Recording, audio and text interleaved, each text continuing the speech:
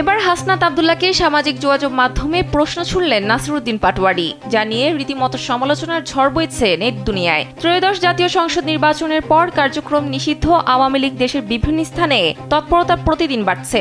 এ নিয়ে প্রশ্ন তুলে সামাজিক যোগাযোগ মাধ্যমে পোস্ট দিয়েছেন জাতীয় নাগরিক পার্টি এনসিপির মুখ্য সমন্বয়ক নাসিরউদ্দিন পাটোয়ারি। সোমবার সামাজিক যোগাযোগ মাধ্যম ফেসবুক অ্যাকাউন্টে কুমিল্লা ৪ আসনের নবনির্বাচিত এমপি হাসনাত আব্দুল্লাহকে ট্যাগ করে তিনি একটি পোস্ট দিয়েছেন।